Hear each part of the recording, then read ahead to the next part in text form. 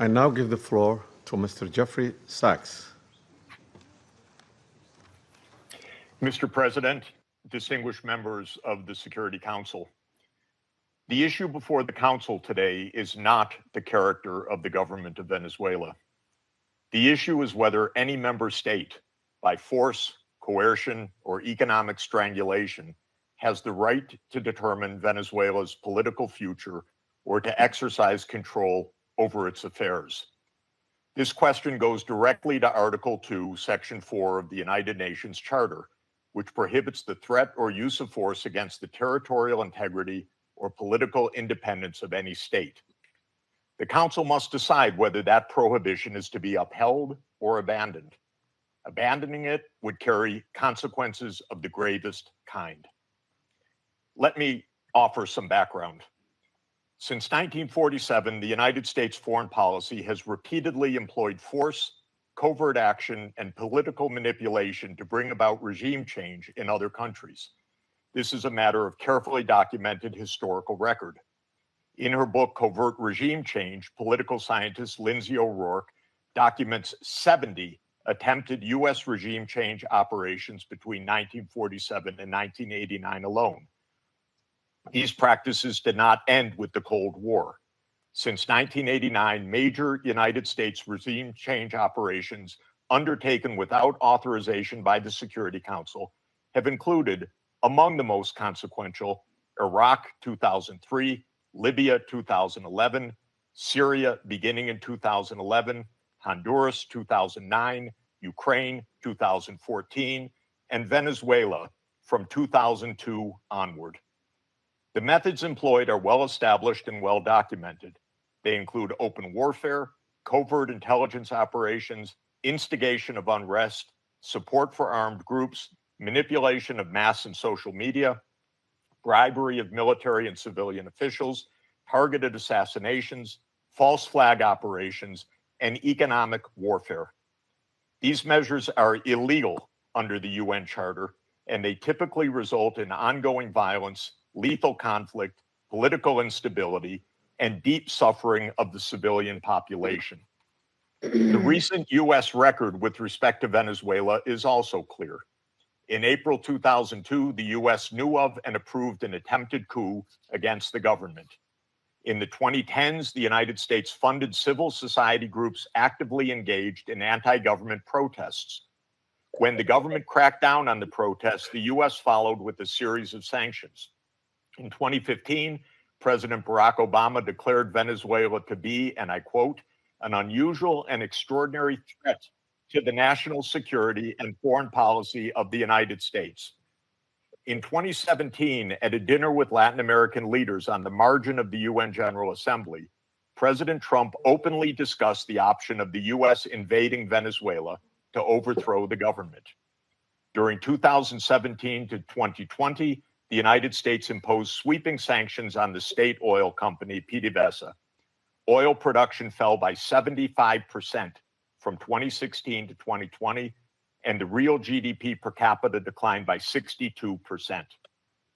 The UN General Assembly has repeatedly voted overwhelmingly against such unilateral coercive measures. Under international law, only the Security Council has the authority to impose such measures.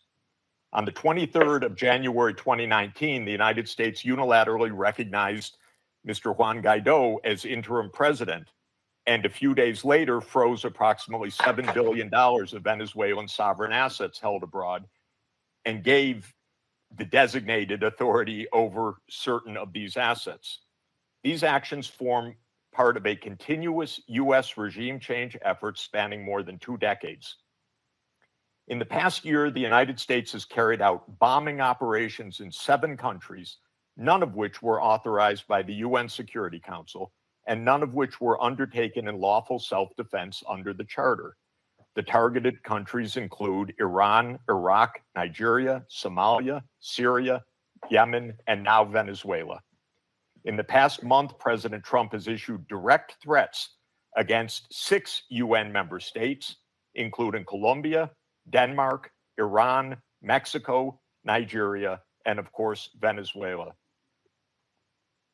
Members of the Council are not called upon to judge Nicolas Maduro. They are not called upon to assess whether the recent U.S. attack and ongoing naval quarantine results in freedom or in subjugation. Members of the Council are called upon to defend international law, and specifically the UN Charter. The realist school of international relations, articulated most brilliantly by John Mearsheimer, accurately describes the condition of international anarchy as the tragedy of great power politics. Realism is therefore a description, not a solution for peace. Its own conclusion is that anarchy leads to tragedy. In the aftermath of World War I, the League of Nations was created to end the tragedy through the application of international law. Yet the world's leading nations failed to defend international law in the 1930s, leading to renewed global war. The United Nations emerged from that catastrophe as humanity's second great effort to place international law above international anarchy. In the words of the Charter, the UN was created, quote, to save succeeding generations from the scourge of war, which twice in our lifetime has brought untold sorrow to mankind. Given that we are in the nuclear age, failure cannot be repeated. Humanity would perish. There would be no third chance. To fulfill its responsibilities under the Charter, the Security Council should immediately affirm the following actions.